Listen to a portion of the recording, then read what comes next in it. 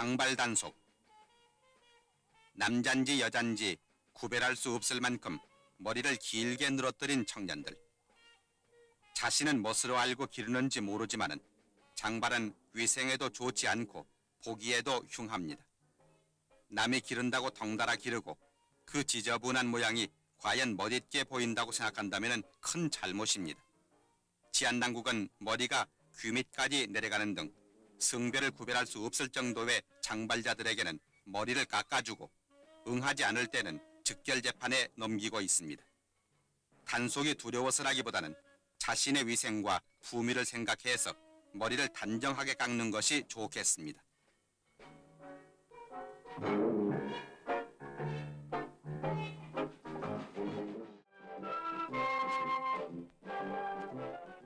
한편 전국의 예비군들은 머리깎기 운동을 벌임으로써 퇴폐 풍조를 일소하고 명랑한 사회 질서를 확립하는 데 앞장섰습니다.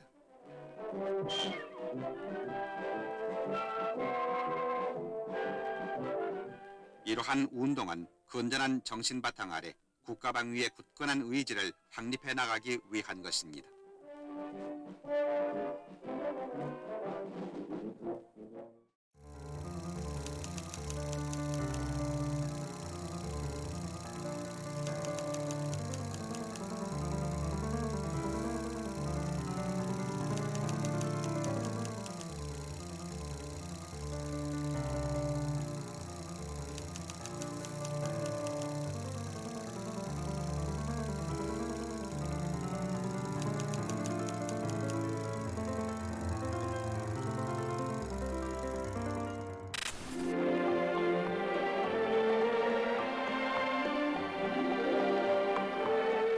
치안국은 영세 상인들에게 야간 통행증을 발급해 주기로 했습니다.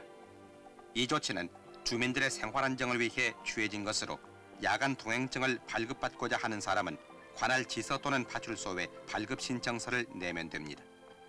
야간 통행증은 생업을 위한 목적이 아니면 이를 엄격하게 통제합니다.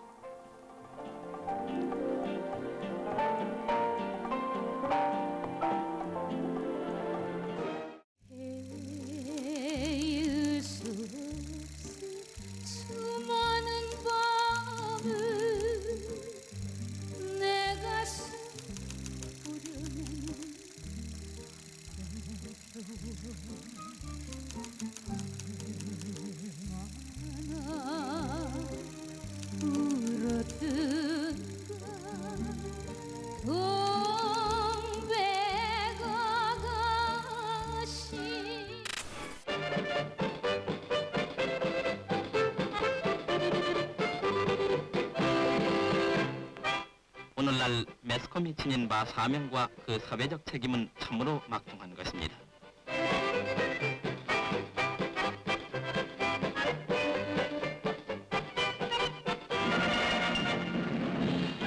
그러나 신문 소설이 외설이라고 입건되는가 하면은 방송 코미디의 저속성이 문제가 되고 선정적인 광고물이 무리의 대상이 되는가 하면은 표절 영화나 음판이 거리를 휩쓸고 있어 사회적으로 크게 무리를 일으킨 바 있습니다.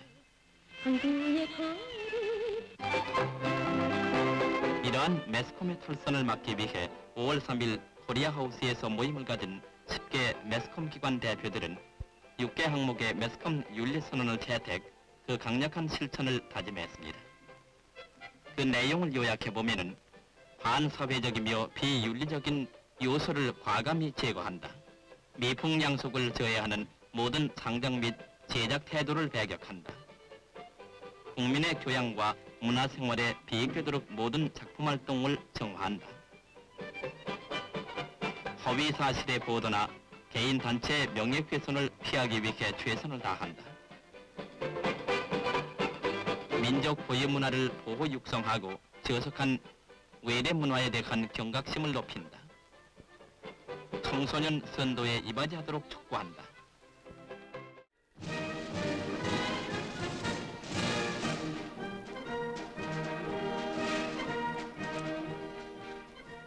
정부 대변인 윤주영 문화공보부 장관은 9월 24일 우리 사회 발전을 좀먹는 퇴폐 풍조의 추방을 위한 정부의 방침을 밝히고 국민들의 협조를 촉구했습니다. 윤주영 장관은 이를 위해 정부는 10월 1일부터 내무, 법무, 보건사회, 문화홍보부 등 4개 부처의 합동 단속반을 편성해서 일체 풍속 사범을 단속하기로 했다고 발표했습니다. 국민 여러분, 지금 우리는 적과 맞서고 사는 이때 우리들 중에는 너무나 맥 빠진 뒤배풍조에 젖어 무기력하게 살고 있지는 않는가 곰곰이 반성해볼 일입니다. 어두운 밤거리, 이 광경을 보십시오. 비밀 댄스홀에서 체면도 가정도 그리고 내일도 잊어버리고 놀아나야 하는지, 조용한 거리에 눈을 자극하는 광고를 꼭 해야만 장사가 되는 것인지, 그 남자가 여자 흉내를 내면 어쩌겠다는 것인가, 모든 사람들의 눈살을 찌푸리게 하는 이런 장발족들, 불로소득으로 일확천금의 헛된 꿈속에 도박에 미치는 사람들, 당신네들은 아들, 딸들에게도 그것을 가르치시겠습니까? 내일의 희망을 간직하면서도 오늘만을 즐기겠다는 이 지각 없는 향락주의,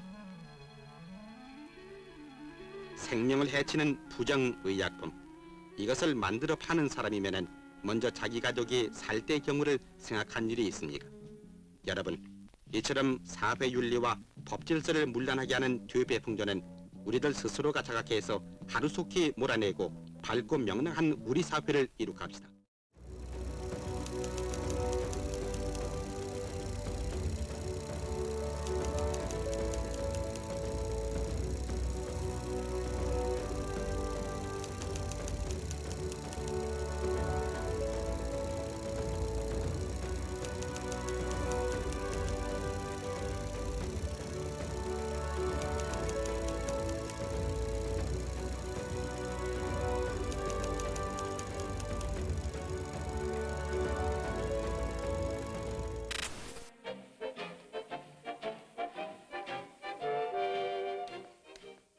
난 늦었지? 예, 지금 몇 시인 줄 아니?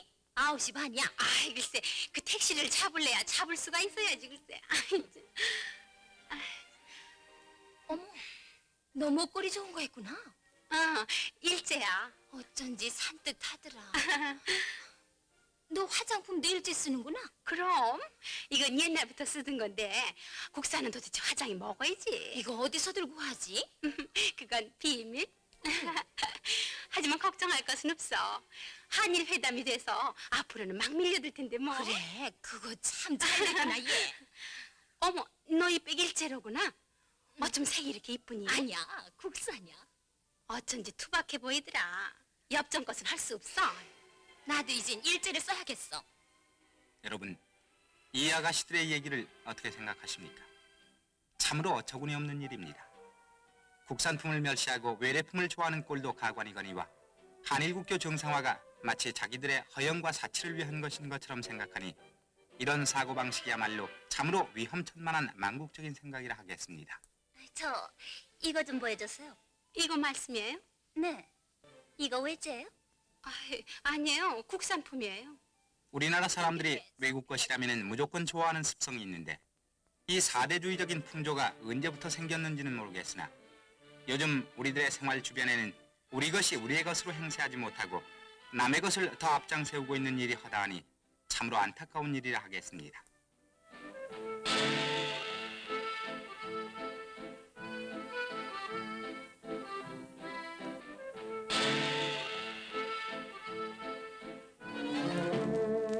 일부 다방과 요정에서는 의식적으로 일본풍의 노래를 들려주고 있습니다. 한일국교 정상화가 결코 이러한 일본풍의 문화를 무조건 받아들이는 데 있는 것은 결코 아닙니다. 그렇다고 우리는 남의 문화를 배격하자는 것도 아닙니다. 우리들은 남의 문화를 받아들이기 전에 우리들의 확고한 주체의식을 확립해서 옳고 그른 것, 다시 말하면 좋고 나쁜 것을 분별하면서 남의 문화를 소화시켜야 하겠습니다. 아빠, 이건 뭐야? 과자야? 아니, 책이다. 아니 웬일이시오? 책을 다 사오시고. 도대체 무슨 책이에요? 일본어 첫걸음 책이야. 일본어 교과서요? 큰 녀석에게 일본말을 좀 가르쳐줘야겠어. 원 배울 것도 많지. 영어 한 가지 배우기도 힘드는데 무슨 일본 말이오? 모르는 소리. 이젠 영어보다 일본말이 더 필요하단 말이야. 일본 세상이 들여닥칠 텐데 일본말 안 배우고 뭘 배우겠어? 왜 일본 세상이 들이닥친다고 생각할까요? 이것이 바로 주체성을 상실한 사람들의 망상인 것입니다. 학문적인 입장에서 일본어를 배운다면 모르지만은 행세를 하기 위해서 일본말을 배운다고 하니 참으로 어처구니 없는 일입니다. 이뿐 아니라 우리 주변에는 국가와 민족을 망각하고 오로지 자기 개인의 이익만 추구하는 사람들이 있습니다. 이상하다. 아니 여보, 웬 수선을 그렇게 피우시오? 잠자고 있어요, 글쎄. 돈벼락이 떨어질 테니. 그런데 분명히 봤는데 없단 말이야. 원참, 뭘 그렇게 찾으세요? 전에 내가 모시고 있던 주인 스키상 그 주소 말이야. 아니, 벼랑간 그건 뭘 하려고 그러? 아이고 답답도 해라. 그 양반이 지금 일본에서 손꼽는 재벌이란 말이야. 이제 한일 협정도 다 돼가겠다. 미리 손을 써놔야 그 양반 덕을 독특히 볼 게 아니야. 아이고 원참, 당신도 김치국부터 먼저 마시는구려. 우리들의 주변에는 이러한 헛된 꿈을 꾸고 있는 사람들이 허다해 있습니다. 국가와 민족의 이익은 아랑곳 없이 오로지 자기 이익만을 추구하는 밀수배들.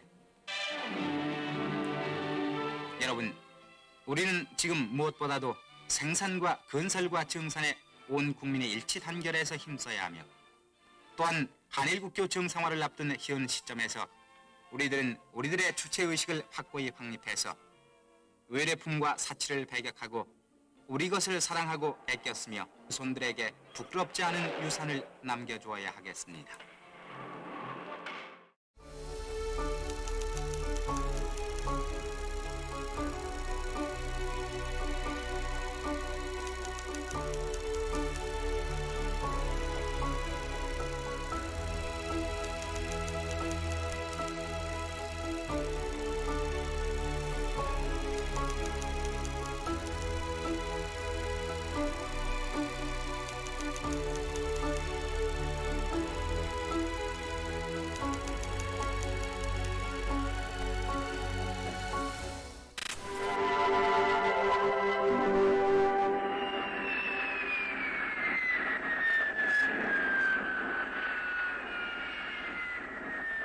세계의 관문 김포 국제공항. 하루 평균 25편의 국제선 여객기가 도착되고 5천여 명의 승객이 김포공항을 통해 들어오고 있습니다. 이들 중에 절반인 약 2,500명이 외국을 다녀오는 우리나라 국민들입니다. 얼마 전까지만 해도 해외여행에서 돌아오는 우리 국민들의 휴대폰이 세관의 입국 검사장을 가득 메웠습니다. 이것은 세계 어느 공항에서도 볼 수 없는 진풍경이라 하겠습니다. 이러한 광경은 우리 국민들의 자세에도 문제가 있습니다. 친지들이 해외여행을 하고 귀국 시에는 의례껏 선물을 기대하는 사고방식이 과다한 휴대폰의 반입을 부채질하고 있는 것입니다. 이렇게 외국 제품이라고 욕심껏 많이 들여다보니 통관이 늦어져 모처럼의 해외여행이 짜증스러워지고 또 우리에게 활짝 열리기 시작한 해외여행 자유화의 길을 스스로 좁혀가고 있지 않은가 생각해 볼 문제입니다.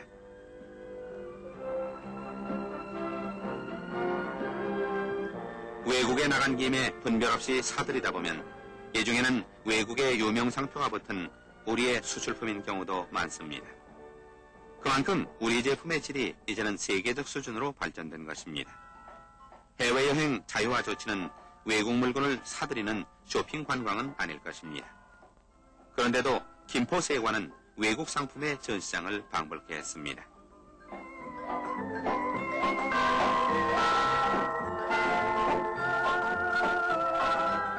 그래서 정부에서는 한 사람의 휴대폰이 50kg을 넘게 되면 정밀 검사를 받도록 조치한 것입니다.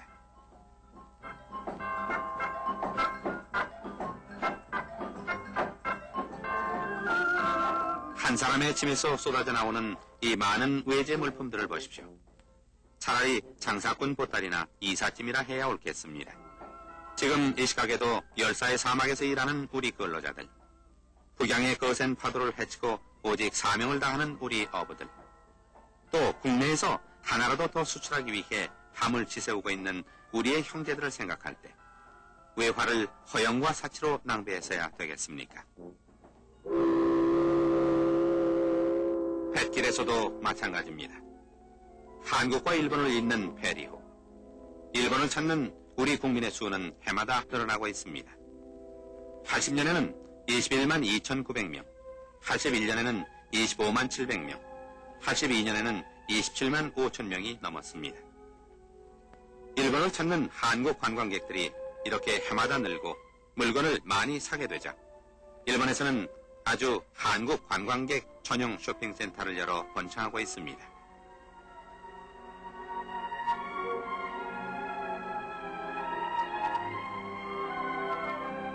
관광 편의를 위해 허용된 차량 반입이 밀수의 방편으로 이용되기도 하며 이렇게 정밀한 조사를 실시함으로써 치밀하게 계획된 밀수가 적발되고 있습니다.